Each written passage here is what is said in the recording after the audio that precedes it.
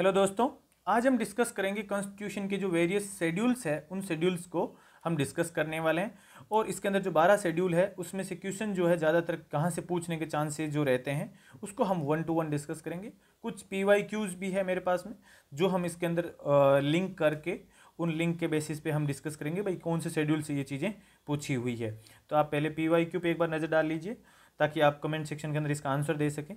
ये डायरेक्टली तो वैसे गवर्नर से है, गवर्नर को लिंक किया गया है इस सेकंड थर्ड और इन शेड्यूल से। ठीक है, तो इसका आप मेरे को जल्दी से जल्दी कमेंट सेक्शन के अंदर आंसर बता दीजिए कि इसका आंसर क्या होने वाला है और फिर हम डिस्कस कर लेते हैं एक बार जो आपके वेरियस टाइप के जो शेड्यूल्स है उनको। सबसे पहले आपका जो शेड्यूल है फर्स्ट शेड्यूल, इस फर्स्ट शेड्यूल के अंदर है क्या, कौन कौन से आर्टिकल कवर हो रहे हैं और इस फर्स्ट शेड्यूल के अंदर क्या क्या कवर होने वाला है। तो इस फर्स्ट शेड्यूल के अंदर आपकी जितनी भी टेरिटरीज है टेरिटोरियल जूरिसडिक्शन कवर होना है। टेरिटोरियल जूरिसडिक्शन है इसके अंदर आपका कवर होना है, चाहे आपका टेरिटोरियल जूरिसडिक्शन एंड स्टेट्स, टेरिटरी के नाम और ये सारी जो चीज़ें होती है वो आपके इनिशियली जो फर्स्ट शेड्यूल के अंदर कवर होती है। फिर आता है आपका सेकंड शेड्यूल। सेकंड शेड्यूल का काम क्या होता है, इमोलमेंट्स, सैलरी वगैरह जो भी रहती है, अलाउंसेज है, कोई स्पेशल प्रिविलेजेज है, तो किन किन लोगों की जो प्रिविलेजेज इनरोलमेंट जो है आपकी सेकंड शेड्यूल के अंदर मेंशन है। तो लेट्स सी, नंबर 1 पे आपके जो है the president of India, president of India की इसमें मेंशन है। नंबर 2 पे आपके है the governor of state, governors of states. Number 3 है आपके यहाँ पे स्पीकर, हाउस के speaker and the deputy speaker, ये किन के, लोकसभा के। फिर आपके नंबर 4 पे है चेयरमैन, या फिर इसी को ले लेते हैं speaker and deputy speaker of legislative assembly, legislative assembly of assembly in the state. ठीक है, 4 नंबर पे। 5 नंबर पे आपके जो है चीज़ें chairman and deputy chairman in Rajya Sabha. And यही आपके 6 नंबर पे है chairman and deputy chairman of LC, legislative council. आपको मुझे कमेंट सेक्शन में बताना है कि भाई आज की टाइम के अंदर कितने लेजिस्लेटिव काउंसिल है, किस किस स्टेट के अंदर लेजिस्लेटिव काउंसिल यानी कि बाईकैमरलिज्म है अभी भी स्टेट्स के अंदर। तो उन 6 स्टेट्स के आपको नाम है कमेंट सेक्शन में डालने हैं जल्दी से। ठीक है, 6 नंबर पे। देन 7 नंबर पे आपका आता है जो इमोलमेंट्स है the जजेज of the supreme court and जजेज of the high court. Then 9 number पे जो है आपका keg, controller and auditor general of India, keg of India. Keg से एक क्वेश्चन भी आया हुआ है, केग को हम डिस्कस भी करेंगे। तो ये सिर्फ 9 चीज़ें जो है ना वो आपको ध्यान में रखना है कि इन सब की जो सैलरी वगैरह है, अलाउंस वगैरह है, जो सारा का सारा किस में मेंशन कर रखा है, ये सारा का सारा आपका मेंशन जो है सेकंड शेड्यूल के अंदर कर रखा है। इनके अलावा किसी का भी इमोलमेंट, अलाउंस, प्रिविलेज जो है वो हमारे कॉन्स्टिट्यूशन के सेकंड शेड्यूल में नहीं है। क्वेश्चन जब आपसे पूछा जाता है तो सीधे सीधे ये पूछा जाता है कि इनका जो अलाउंस वगैरह है ये सेकंड शेड्यूल में मेंशन है या नहीं है। आपको इसमें देखो कहीं पे भी प्राइम मिनिस्टर का नाम नहीं दे रखा है ना, कहीं पे भी चीफ मिनिस्टर का नाम नहीं दे रखा है। तो ये सारी चीज़ें आपको थोड़ा सा मतलब एकदम टिप्स पे रखनी है ये चीज़ें। ठीक है, फिर आता है आपका थर्ड शेड्यूल। थर्ड के अंदर जो है ओथ एंड अफर्मेशन, ओथ और एफर्मेशन, शपथ किस किस की जो कॉन्स्टिट्यूशन के अंदर मेंशन है। उसके अंदर है आपका the union ministers, number 2 the candidates for election to the parliament, जो पार्लियामेंट का इलेक्शन लड़ने वाला है वो। Number 3 the member of parliament यानी कि MP, member of parliament. Number 4 जजेज of the supreme court, जजेज of the supreme court. Number 5 keg, controller and auditor general. फिर number 6 पे स्टेट मशीनरीज आ जाती है, the state minister, the state minister. Then state minister के बाद में जो legislative assembly है, state legislature के अंदर जो कैंडिडेट खड़ा हो रहा है या इलेक्शन लड़ रहा है, the candidate for election to the state legislature, state legislature. Number 8 पे है the members of the state legislature, state legislature, members of the state legislature. Then number 9 पे आपके जजेज ऑफ द हाई कोर्ट। इनके अलावा किसी की भी ओथ से रिलेटेड कोई चीज़ मेंशन नहीं है कॉन्स्टिट्यूशन के 3rd शेड्यूल के अंदर।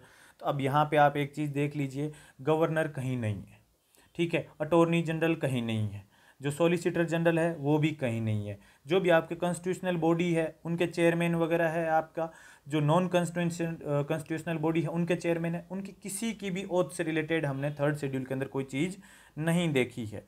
तो ये आपको यहाँ पे पता होना चाहिए। उसके बाद में जो है आपकी जो कुछ चीज़ें वो और डिस्कस करते हैं अपन।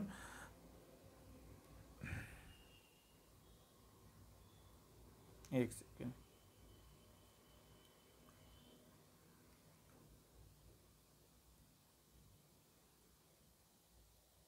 जी नाउ तो हमने यहाँ तक अभी डिस्कस कर लिया था 3rd शेड्यूल तक। तो ये नो जो चीज़ें हैं ये आपको ध्यान में रखनी है। Now come to the 4th schedule. आप लास्ट तक बने रहो, मैं एक आपको ट्रिक भी बताऊंगा इसको याद करने की कि भी कैसे इसको है शॉर्ट ट्रिक में याद कर सकते हैं। नंबर 4 पे जो 4th शेड्यूल है वो ये बोलता है राज्यसभा के अंदर सीट का allocation, Rajya Sabha seat allocation, Rajya Sabha seat allocation 4th schedule के अंदर ये बोलता है जो राज्यसभा के अंदर सीट है स्टेट और यूनियन टेरिटरी की, सीट किसकी, स्टेट्स एंड यूटीज, इनकी जो सीट है इसको बताने के लिए 4th शेड्यूल है। Now come to the 5th schedule. जो 5th शेड्यूल है इसके अंदर जो प्रोविजंस है आपका शेड्यूल एरिया से रिलेटेड है, शेड्यूल्ड एरिया से रिलेटेड है। शेड्यूल एरिया से रिलेटेड कौन से में है, 5th शेड्यूल के अंदर है। अब इसके अंदर जितने भी एडमिनिस्ट्रेशन से रिलेटेड है, कंट्रोल से रिलेटेड है शेड्यूल एरिया को और शेड्यूल ट्राइब को, schedule areas and schedule tribe, schedule tribes को मैनेज करने का जो भी प्रोविजन रहेगा वो 5th शेड्यूल में रहेगा। 6th शेड्यूल की यदि मैं बात करूं तो 6th शेड्यूल के अंदर प्रोविजंस है किसके, अदर ट्राइबल एरियाज के, अदर ट्राइबल एरियाज, जिसके अंदर आपके 4 स्टेट है AMTM, जो इसकी ट्रिक है आपकी AMTM। ए से आपका हो गया असम, मेघालय, असम के बॉर्डर भी लग रहा है ये, मेघालय, देन मेघालय का बॉर्डर त्रिपुरा, त्रिपुरा, देन मिजोरम। इनसे रिलेटेड कोई भी जो है अदर ट्राइबल एरिया जो है उसका जो प्रोविजन है वो 6th शेड्यूल के अंदर है। Now come to the 7th schedule. 7th schedule के अंदर आपका क्या है, 7th शेड्यूल के अंदर आपके फेडरल लिस्ट है। ये फेडरल लिस्ट या फिर ओवरऑल जो आपके वर्किंग जो वर्क है आपके जो स्टेट और सेंटर के वो, तो इसके अंदर डिवीजन ऑफ पावर है। फेडरल लिस्ट के अंदर आपके है division of power, division of power, division of power between the union and state. जैसे इसके अंदर हमारे पास में union list, union list, list 1 number, then number 2 पे state list and concurrent list. अभी तो इनके सब्जेक्ट जो है वो चेंज हो गए हैं। यूनियन लिस्ट के अंदर जो है आपके 97 ओरिजिनली थे, अब अपने यहाँ पे जो 8% है वो 98 है। अभी इसमें और भी चेंज हुआ है। स्टेट लिस्ट जो है इसके अंदर आपके 59 सब्जेक्ट अभी है आपके, और ओरिजिनली, ओरिजिनल वाला पहला लिख रहा हूँ मैं, ओरिजिनल है ना, और O और P लिख रहा हूँ। ओरिजिनली जो आपके इसके अंदर जो थे वो 66 थे, और प्रेजेंट के अंदर इसके अंदर 59 सब्जेक्ट है। कंकरेंट लिस्ट के अंदर ओरिजिनली 47 थे, एट प्रेजेंट 52 सब्जेक्ट है। ये आपका 7th शेड्यूल के अंदर फेडरल लिस्ट के अंदर आते हैं, जिसके अंदर आपकी तीनों लिस्ट, जिसके अंदर पावर डिस्ट्रीब्यूशन किया हुआ होता है। 8th शेड्यूल के अंदर आपका क्या आता है? 8th शेड्यूल के अंदर आपकी आती है languages, official languages, official languages, official languages जो है आपकी 8th शेड्यूल के अंदर आती है। इसके अंदर आपको ये ध्यान रखना है कौन कौन सी लैंग्वेज जो है कब कब जोड़ी गई थी। ऑफिशियल लैंग्वेज के अंदर आपकी 22 ऑफिशियल लैंग्वेज है, ये ध्यान रखना। और मजे की बात ये है कि यहाँ इंग्लिश नहीं है, इंग्लिश जो है इसके अंदर नहीं है, ठीक है, तो आपको ये ध्यान में रखना है। 22 शेड्यूल लैंग्वेज है। ओरिजिनली इसके अंदर 14 थी, 14 के बाद में ये 14 से लेके कहाँ तक गया है? ये 22 तक गया है, जिसमें कि जैसे कि असमीज है, बंगालीज है, बोडो है, डोगरी है, ये बहुत सारी जो ऐसी लैंग्वेज है उसके अंदर है, ठीक है। फिर उसके बाद में 21st अमेंडमेंट से कुछ लैंग्वेज को जोड़ा गया था, और 71 अमेंडमेंट से जोड़ा गया, 92 अमेंडमेंट से जोड़ा गया, और 96 अमेंडमेंट से एक लैंग्वेज का सिर्फ नाम चेंज किया गया था। तो अपन रिसेंट के अंदर जो जोड़ी गई है उसको अपन ध्यान रख लेते हैं। इसकी ट्रिक है एक आपको, बोर्ड मास, बोर्ड मास। अब ये बोर्ड मास से है, ये कब जोड़ी गई थी? ये सबसे लास्ट जोड़ी गई है जो है 92nd कॉन्स्टिट्यूशन अमेंडमेंट जो हुआ था 2003 के अंदर, उसमें ये जोड़े गए थे, ठीक है। 92nd अमेंडमेंट एक्ट के अंदर ये जोड़े गए थे। और इस बी का मतलब होता है आपका बोडो, ओ ऐसे ही लगा रखा है बीच में। डी का डोंगरी, एम का मतलब है मैथिली, मैथिली। एस का मतलब है, ये मैं अंडरलाइन कर लेता हूँ, एस का मतलब है संथाली, ठीक है। एक तो ये आपका जो 92nd कॉन्स्टिट्यूशन अमेंडमेंट में जोड़ी गई थी। कुछ एक आधा पीछे का भी देख लेते हैं, जिसके अंदर आपका जैसे कि एक और लैंग्वेज है जो 3 लैंग्वेज जोड़ी गई थी आपका 71st कॉन्स्टिट्यूशन अमेंडमेंट में जोड़ा गया था ये 1992 में। 1992 के अंदर 3 लैंग्वेज 1992 के अंदर भी जोड़ी गई थी। और इसके अंदर आप इस तरीके से याद कर सकते हो, एम के नेपाली, एम के नेपाली, तो नेपाली लैंग्वेज हो गई एक तो। और एम से हो गया आपका मणिपुरी, मणिपुरी। के से आपका हो गया कोंकणी, एंड नेपाली से नेपाली हो गया। ये 3 लैंग्वेज आपकी जोड़ी गई थी कब? 71st कॉन्स्टिट्यूशन अमेंडमेंट एक्ट के अंदर, ठीक है। तो ये आपका मेजर जो पार्ट है जो रिसेंट के अंदर। अब आपका जो एक रिसेंट के अंदर नाम चेंज किया गया था, उड़िया, उड़िया जो है अभी किस में चेंज हो गया? उड़िया। ये किस में कन्वर्ट किया गया था? 96th कॉन्स्टिट्यूशन अमेंडमेंट एक्ट जो हुआ था 2011 के अंदर, उससे हमने इसका नाम चेंज किया था। तो ये आपको ध्यान होना चाहिए 8th शेड्यूल के बारे में। 22 लैंग्वेज है, originally there was 14 language, 14 language से 22 हुई है, इंग्लिश इसका पार्ट नहीं है। और उसके बाद में जो 92nd कॉन्स्टिट्यूशन अमेंडमेंट के अंदर ये बोर्ड मास वाली ट्रिक आपको ध्यान रखनी है। एम के नेपाली वाली जो ट्रिक है ये आपकी 71st कॉन्स्टिट्यूशन अमेंडमेंट में ध्यान रखनी है। और उड़िया जो नाम चेंज हुए था आपकी 96th कॉन्स्टिट्यूशन अमेंडमेंट 2011 के अंदर जो ये नाम जो चेंज हुए थे इसका। उसके बाद में आपका था 9th शेड्यूल। 9th शेड्यूल जो है, 9th शेड्यूल के अंदर क्या है? 9th शेड्यूल के अंदर तो कहते हैं जो इसका अमेंडमेंट जो हुआ था ना, वो तो बहुत जल्दी हो गया था। फर्स्ट अमेंडमेंट यही था, लैंड रिफॉर्म। 9th शेड्यूल के अंदर लैंड रिफॉर्म है। जितने भी एक्ट्स और रेगुलेशन जितने भी है स्टेट लेजिस्लेचर जो रिफॉर्म और अबोलिशन ऑफ जमींदारी सिस्टम से रिलेटेड करते हैं, इस शेड्यूल को ऐड किया गया था फर्स्ट कॉन्स्टिट्यूशन अमेंडमेंट। ओरिजिनली 8 थे, तो फर्स्ट कॉन्स्टिट्यूशन अमेंडमेंट जो हुआ था, अमेंडमेंट एक्ट हुआ था, उससे इस 9th शेड्यूल को जोड़ा गया था।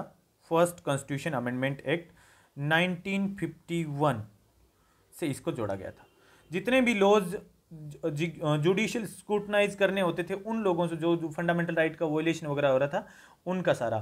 फिर इसके बाद में सुप्रीम कोर्ट ने फिर केशवनाथ भारती केस के अंदर इसको ओवर रूल करके बोल दिया कि जो अभी जो 24 अप्रैल 1973 के बाद के जो लॉ है वो अंडर द जुडिशियल रिव्यू के हैं, उससे पहले कि जुडिशियल रिव्यू नहीं होगा, ठीक है ना, ओपन टू जुडिशियल रिव्यू। तो ये 1973 वाले टाइम केस, अनंत भारती वगैरह के केस जो है जजमेंटल, लैंडमार्क जजमेंटल है, वो चल रहे थे। तो आपको ध्यान में रखना 9th शेड्यूल जो है लैंड रिफॉर्म से रिलेटेड है और पहले कॉन्स्टिट्यूशन अमेंडमेंट में ये जोड़ा गया था। फिर आता है 10th schedule.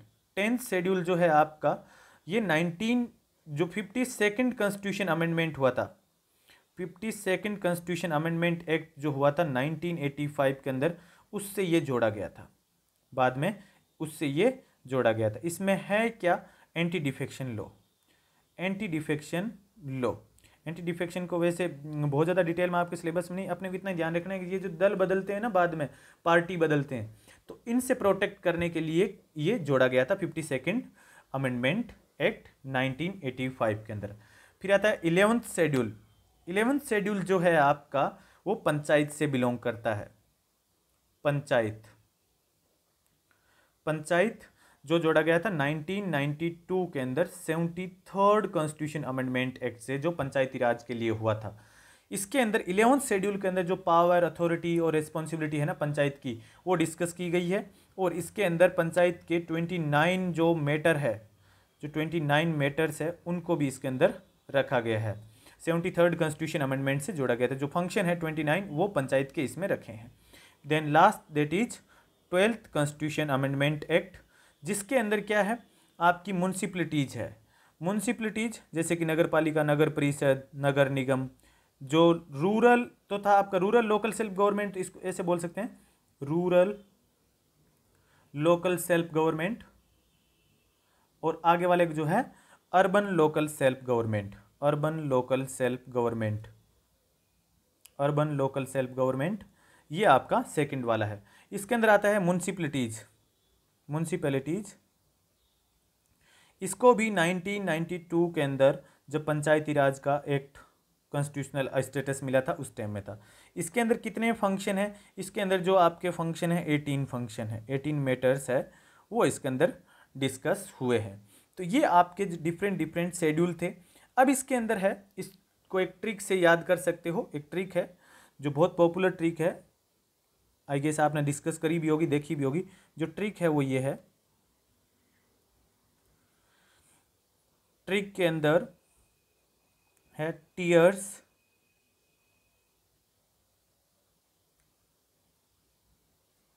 Tears of old PM, tears of old PM, tears of old PM, tears of old PM. अब अपन इसको 1 by 1 देख लेते हैं। इस टी का मतलब है, इस टी का मतलब है टेरिटोरियल एंड स्टेट या टेरिटरीज एंड स्टेट्स। इस टी का मतलब है टेरिटरीज एंड स्टेट। ई का मतलब है इमोलमेंट्स। ए का मतलब है oath and affirmation, oath and affirmations. R का मतलब है राज्यसभा की जो सीट है वो, राज्यसभा सीट एलोकेशन। एस का मतलब है आपका scheduled area, SCHEDULD, scheduled area. और ओ का मतलब है other tribal area, other tribal, other tribal areas, other tribal areas, ठीक। देन फिर आपका आता है एफ से, इसके अंदर एफ का मतलब है फेडरल लिस्ट, फेडरल लिस्ट। उसके बाद फिर से आपका आ गया ओ का मतलब ऑफिशियल लैंग्वेज, ऑफिशियल लैंग्वेजेज, जो 18 लैंग्वेजेज के बारे में डिस्कस किया था। एल का मतलब है लैंड रिफॉर्म्स, एल का मतलब लैंड रिफॉर्म्स।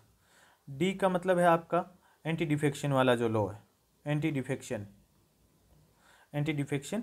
देन आपका पी का मतलब है पंचायती राज या पंचायत, एंड एम का मतलब है म्यूनसिपलिटीज।